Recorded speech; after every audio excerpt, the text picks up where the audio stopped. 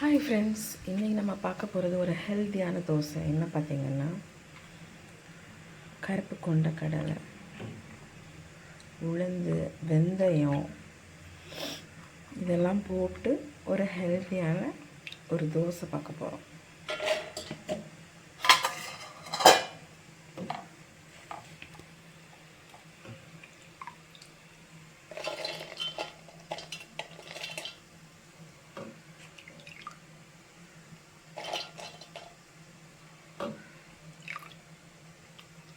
இது எல்லாத்தையுமே ஒரு மிக்ஸி ஜாருக்கு ட்ரான்ஸ்ஃபர் பண்ணிவிட்டு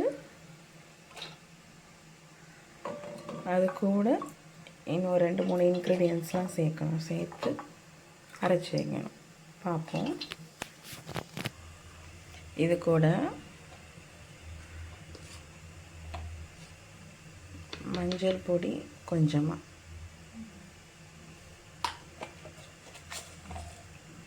ஜீரகம் கொஞ்சம்,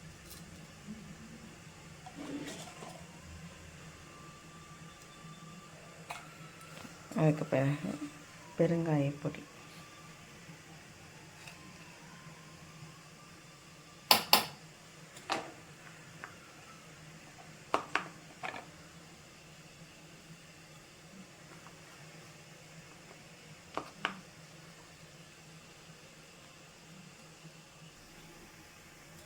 இது கூட கொத்தமல்லி இலை கொஞ்சம், கருவேப்பிலை கொஞ்சம், ஒரு இஞ்சி துண்டு, 2 பல்லு பூண்டு. இது கூட கொஞ்சமாக ரவை சேர்த்துக்கிடணும்.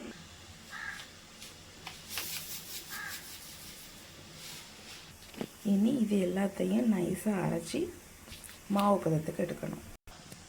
உப்பு சேர்த்துக்கலாம்.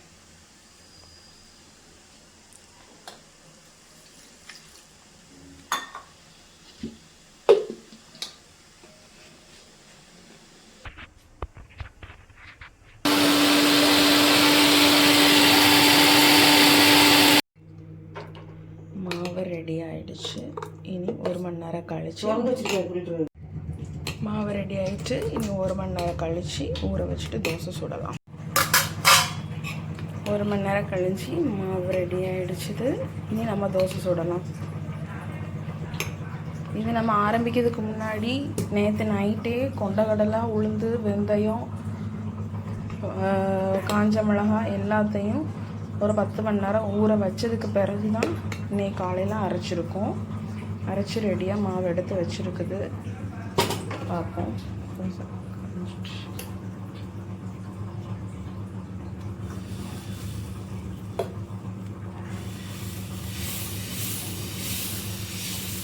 தோசை அழகாக வருது.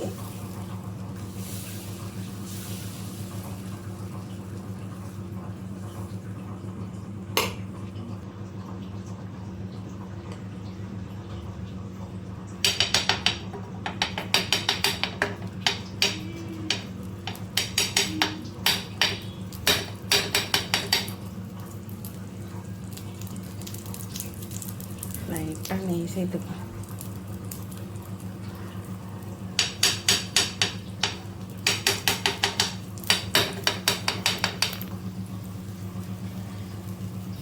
அழகாக வந்துக்கிட்டு இருக்குது. பார்த்தீங்களா எப்படி முறுன்ட்டு.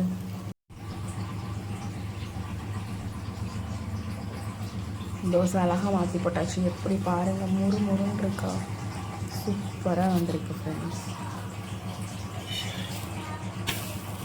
பார்த்தீங்களா எப்படி அழகாக இருக்குது.